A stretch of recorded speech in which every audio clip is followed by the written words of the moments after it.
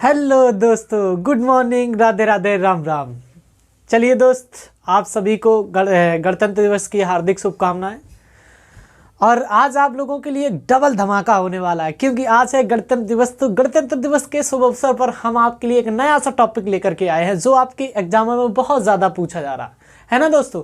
तो हम लोग देखते हैं कि कल मतलब अपने संडे को एक पेपर हुआ RO का, उसमें बहुत सारे क्वेश्चन पूछे गए। तो उसमें जो क्वेश्चन पूछे गए उन्हीं पैटर्नों के आधार पे अब हम लोग क्या करेंगे, मतलब कुछ काम करने वाले हैं, है ना।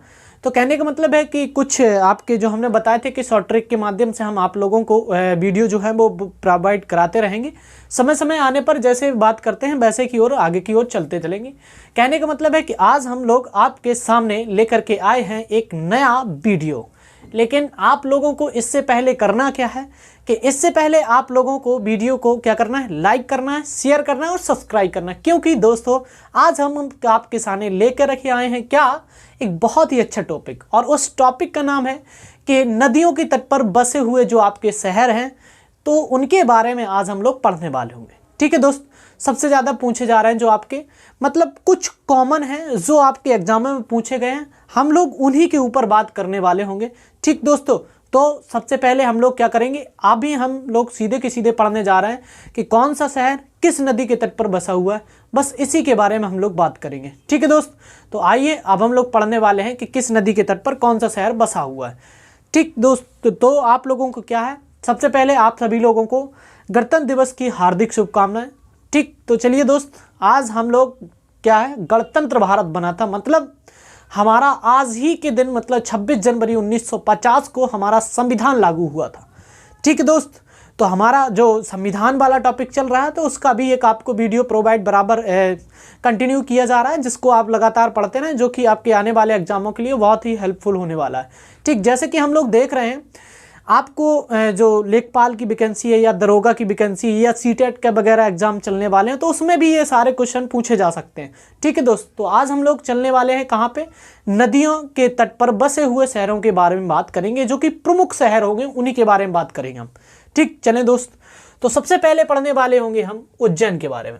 मतलब उज्जैन जो है वो किस नदी के तट पर बसा हुआ है, ये आपसे बात करता है। मतलब उज्जैन जो है वो किस नदी के तट पर बसा है, ये आपसे बात कर रहा है। याद रखें, उज्जैन जो है वो कहाँ पर है, ये क्षिप्रा नदी के तट पर स्थित है। कहाँ पर, क्षिप्रा नदी है उसी के तट पर बसा हुआ है। लेकिन ये उज्जैन है कहाँ पर, तो ये मध्य प्रदेश में पड़ता है उज्जैन, वहां पर क्षिप्रा नदी के तट पर बसा हुआ। अब आपसे क्वेश्चन ये पूछता है अगला कि सूरत जो है वो किस नदी के तट पर बसा हुआ है, तो सूरत जो है वो ताप्ती नदी के तट पर बसा हुआ है दोस्त। कहाँ पर, ताप्ती नदी। और ये कहाँ पर पड़ता है, गुजरात राज्य में ये आपका पड़ता है। कौन पड़ता है, सूरत, याद रखें। इसके बाद में आपसे पूछता है कटक। कटक कहाँ पे पड़ता है, कटक जो है वो किस नदी के तट पर स्थित है। ये आपसे क्वेश्चन एक बार नहीं कई बार क्वेश्चन पूछा गया। याद रखें, पहली बात तो कटक किस राज्य में पड़ता है, तो कटक जो है वो कहाँ पे पड़ता है, उड़ीसा में पड़ता है। तो उड़ीसा की प्रमुख नदी कौन सी है, तो याद रखें उड़ीसा की प्रमुख नदी महानदी है। तो कह सकते हैं कटक जो है वो महानदी के तट पर बसा हुआ। कहाँ पर बसा हुआ, महानदी पर। और ये कटक पड़ता कहाँ पे है, तो उड़ीसा में पड़ता है। याद रखिए दोस्त इसको भी आपको। इसके बाद में याद रखना है कि आपको संबलपुर जो है वो किस नदी के तट पर स्थित है, तो जो संबलपुर भी है वो आपकी भी कहाँ है, संबलपुर भी आपका कहाँ पड़ता है, महानदी के तट पर पड़ता है। महानदी के तट पर ये भी क्या है, बसा हुआ है। और ये भी संबलपुर आपका उड़ीसा के लगभग पड़ता है। ठीक, इसके बाद हम लोग बात करने वाले हैं अहमदाबाद। अहमदाबाद जो है वो कहाँ पर स्थित है, याद रखें, आपको याद हो गांधी जी के बारे में, अहमदाबाद में ही किसकी स्थापना की थी गांधी जी ने, साबरमती आश्रम की। तो अहमदाबाद जो है वो साबरमती नदी के तट पर बसा हुआ है। ठीक, और ये कहाँ पर है अहमदाबाद, तो गुजरात में है। किस राज्य में है, गुजरात राज्य में आपका अहमदाबाद बसा हुआ है। इसके बाद में डिब्रूगढ़ पूछा गया आपसे कहता है कि डिब्रूगढ़ किस नदी के तट पर है। अब याद रखो डिब्रूगढ़ पड़ता कहाँ पे, तो डिब्रूगढ़ असम में पड़ता है। और असम की प्रमुख नदी कौन सी है, महानदी, आपकी जो ब्रह्मपुत्र नदी। कौन सी नदी है, ब्रह्मपुत्र नदी। तो डिब्रूगढ़ जो है वो ब्रह्मपुत्र नदी के तट पर स्थित है। और ये कहाँ पर है, तो असम का डिब्रूगढ़ पड़ता है। ठीक है, याद रखें। इसके बाद में आपसे पूछा गया अयोध्या, अयोध्या किस नदी के तट पर है? तो याद रखें अयोध्या पड़ता कहाँ पर है? सबसे पहले ये बात आपको याद रखनी है, अयोध्या उत्तर प्रदेश में पड़ता है, लेकिन किस नदी के तट पर है? तो सरयू नदी के, सरयू नदी के तट पर स्थित है, सरयू नदी के तट पर है, और ये आपका उत्तर प्रदेश में पड़ता है क्या? अयोध्या। अब बात करने वाले होंगे हम हरिद्वार के बारे में। हरिद्वार किस नदी के तट पर बसा? अब आपसे ये क्वेश्चन पूछा जाएगा, तो याद रखें तो कि हरिद्वार जो है वो आपका गंगा नदी के तट पर है, और हरिद्वार पड़ता कहाँ है? तो उत्तराखंड में पड़ता है। कहाँ पर? उत्तराखंड राज्य में पड़ता है। कहाँ पर पड़ता है? उत्तराखंड राज्य में पड़ता है, याद रखें। इसके बाद में आपसे पूछा गया श्रीनगर, श्रीनगर किस नदी के तट पर है? आप याद रखें श्रीनगर की बात करते हैं हम, तो ये आपका जम्मू कश्मीर में पड़ता है, और ये झेलम नदी के तट पर स्थित है। कहाँ पर? झेलम नदी के तट पर स्थित है, झेलम नदी के तट पर स्थित है, और पड़ता कहाँ पर है? तो ये आपका जम्मू कश्मीर में पड़ता है। ठीक, इसकी स्थापना किसने की थी श्रीनगर की? तो आपका जो अशोक शासक था उसने इसकी स्थापना की थी। ये भी क्वेश्चन कई बार रिपीटेड है, जिसको आपको याद रखना। इसके बाद में आपसे पूछा जाता है कोटा, कोटा जिसमें आप लोगों ने सुना होगा कि बहुत अच्छी पढ़ाई होती है। कहाँ पर? राजस्थान में है। कोटा में आईआईटी की कोचिंग बहुत अच्छी चलती है, ठीक है, याद रखें। तो कोटा किस नदी के तट पर स्थित है? तो आपको बताना है चंबल नदी के तट पर। किस नदी के तट पर? चंबल नदी के तट पर है, और ये किस राज्य में पड़ता है कोटा? तो आपका राजस्थान में। कहाँ पर पड़ता है? राजस्थान में ये स्थान पड़ता है। अब सुनो अगला पॉइंट आपसे ये पूछ रहा है कि जमशेदपुर जो है वो कहाँ पर पड़ता है? जमशेदपुर जो है आपका वो किस नदी के तट पर है? ये भी आपसे पूछा जाता है, ठीक है। इन बातों को आपको एक एक लेके चलना है, और आप एक चीज देखते चलें कि जो पहली बात तो किस राज्य में पड़ता है ये भी आपको बहुत याद होना चाहिए, ठीक है। तो जमशेदपुर जो है वो स्वर्णरेखा नदी के तट पर स्थित है। कहाँ पर? स्वर्णरेखा नदी के तट पर स्थित है। अब ये जो जमशेदपुर है ये किस राज्य में पड़ता है? तो याद रखें ये छत्तीसगढ़ राज्य में पड़ता है। छत्तीसगढ़ राज्य में आपका जमशेदपुर पड़ता है। अगली बात ये है कि लखनऊ की बात करता है आपसे कि लखनऊ जो है वो किस नदी के तट पर स्थित है, ये बात करने वाले होंगे। तो लखनऊ जो पड़ता है आपका वो कहाँ पर? गोमती नदी के तट पर स्थित है। कहाँ पर? गोमती नदी के तट पर स्थित है। और ये जो लखनऊ है वो किस राज्य में स्थित है? तो आपको पता होगा उत्तर प्रदेश राज्य में लखनऊ पड़ता है, जो कि इसकी राजधानी है। इसके बाद में बात करने वाले हम कन्नौज, कन्नौज और कानपुर। मतलब कानपुर किस नदी के तट पर स्थित है आपको ये भी पता होना चाहिए। तो कानपुर जो होता है वो गंगा नदी के तट पर स्थित है। कहाँ पर? गंगा नदी के तट पर कानपुर स्थित है। और कानपुर कहाँ पड़ता है? तो उत्तर प्रदेश में पड़ता है। इसके बाद अगली बात हम बात करने वाले होंगे कन्नौज के बारे में। कन्नौज जो कि इत्र के लिए बहुत फेमस है, मतलब इत्र सबसे अच्छा कहाँ का फेमस है? कन्नौज का। तो याद रखें। इसके बाद में कन्नौज जो है वो किस नदी के तट पर है? तो आपको बताना है गंगा नदी के तट पर कन्नौज भी स्थित है, जो कि कहाँ पड़ता है? उत्तर प्रदेश में ही कन्नौज भी पड़ता है। इसके बाद में बात करने वाले होंगे बद्रीनाथ की। बद्रीनाथ, ये भी भैया बहुत क्वेश्चन रिपीटेड हैं आपके। बद्रीनाथ और केदारनाथ दोनों किन नदियों के तट पर हैं और किस राज्य में पड़ते हैं, ये भी आपको याद होना चाहिए। आपने नहीं कहते बद्रीनाथ के दर्शन करने जा रहे हैं या केदारनाथ के दर्शन करने जा रहे हैं, ये कहाँ पर पड़ते हैं? तो याद रखें ये आपके दोनों उत्तराखंड राज्य में है, लेकिन नदियों का अलग अलग है। मतलब किस नदी के तट पर है? तो ये दोनों अलग अलग। बद्रीनाथ जो है वो आपका कहाँ पर पड़ता है? किस नदी के तट पर? तो बद्रीनाथ जो अलकनंदा नदी के तट पर, अलकनंदा नदी के तट पर स्थित है। और कहाँ पर है? उत्तराखंड में स्थित है। ये उत्तराखंड राज्य में आपका स्थित है कौन सा? बद्रीनाथ। इसके बाद में हम बात करने वाले हैं केदारनाथ की। केदारनाथ भी आपका कहाँ पर है? ये मंदाकिनी नदी के तट पर है। मंदाकिनी जो नदी है मंदाकिनी नदी के तट पर स्थित है, लेकिन किस राज्य में पड़ता है? तो उत्तराखंड राज्य में ये पड़ता है। कौन उत्तराखंड राज्य में पड़ता है? तो केदारनाथ। इसके बाद में हम लोग बात करने वाले हैं जौनपुर की। जौनपुर जो होता है वो किस नदी के तट पर स्थित है? आपसे ये भी क्वेश्चन पूछा जाता है कि नहीं दोस्त? तो जौनपुर की अगर हम बात कर रहे हैं तो जौनपुर किस नदी के तट पर बसा हुआ है? तो याद रखना है जौनपुर जो पड़ता है वो गोमती नदी के तट पर स्थित है। कहाँ पर है? गोमती नदी के तट पर स्थित है। कौन? आपका जौनपुर। अब बरेली की बात करने वाले, बरेली की बर्फी, ये मूवी आई थी है ना, तो बरेली कहाँ पर है? किस नदी के? तो रामगंगा नदी के तट पर स्थित है। रामगंगा नदी के तट पर स्थित है कौन? बरेली। इसके बाद में हम लोग बात करने वाले होंगे कोलकाता। कोलकाता हुगली नदी के तट पर स्थित है। कहाँ पर? हुगली नदी के तट पर स्थित है। अच्छा, जौनपुर आपका ये भी उत्तर प्रदेश में पड़ता है, और जो बरेली है वो भी आपका उत्तर प्रदेश में पड़ता है। और कोलकाता आपका पश्चिम बंगाल में पड़ता है। कहाँ पर पड़ता है? पश्चिम बंगाल में पड़ता है कोलकाता।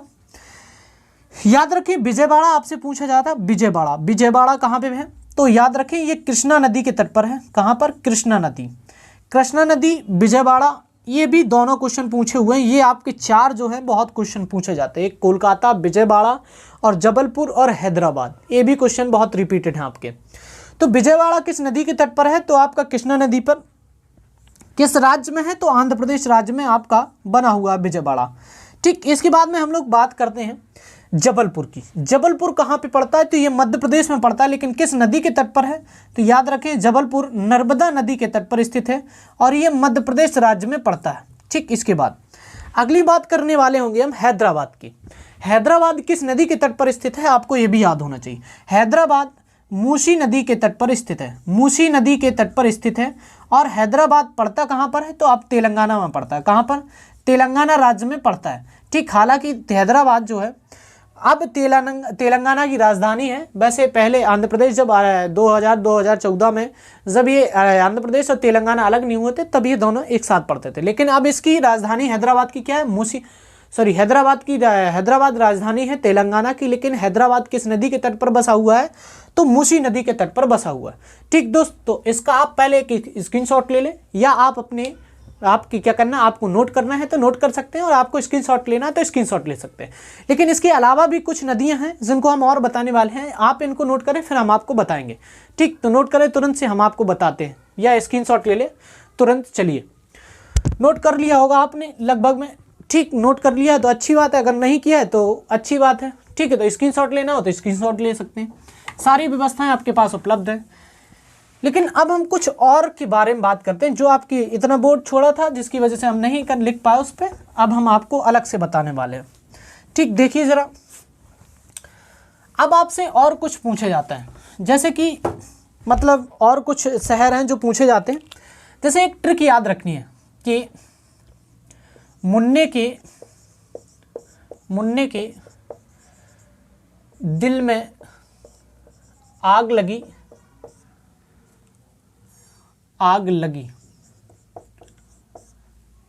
ठीक, देखो,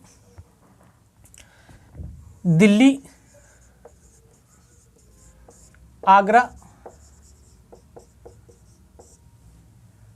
मथुरा, दिल्ली। मुन्ने के दिल में आग लगी यमुना के कारण। किसके कारण? यमुना के कारण। तो याद रखें, अगर आपसे क्वेश्चन पूछा जाए कि आगरा, दिल्ली, मथुरा किस नदी के तट पर है, तो आपको क्या रखना है कि यमुना नदी के तट पर स्थित है। कौन कौन? मथुरा, दिल्ली और आगरा। ये किस नदी के तट पर स्थित है? तो गंगा नदी के तट पर स्थित है। ठीक है, समझ रहे बात को। मथुरा किस नदी के तट पर है? यमुना। दिल्ली किस नदी के तट पर है? यमुना। आगरा किस नदी के तट पर है? यमुना। ये तीनों शहर हैं जो बहुत ही प्रमुख है, तो इन्हें आपको याद रखना है कि दिल्ली, मथुरा, आगरा, ये तीनों के तीनों शहर जो हैं वो आपके कहाँ पर हैं?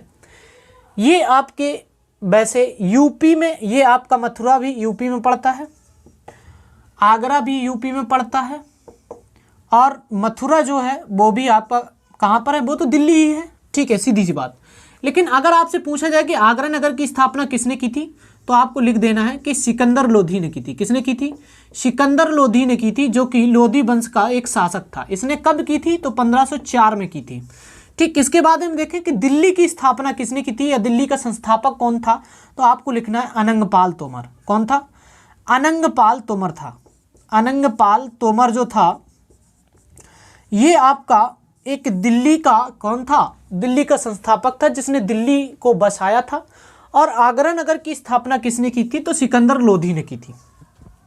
ठीक, इतना होने के बाद अब हम और आपको कुछ बताने वाले हैं। कौन कौन से हैं देखिए ज़रा, आपसे और कौन कौन से पूछे जाते हैं। 2-3 और हैं जो आपको अलग से नोट करने हैं।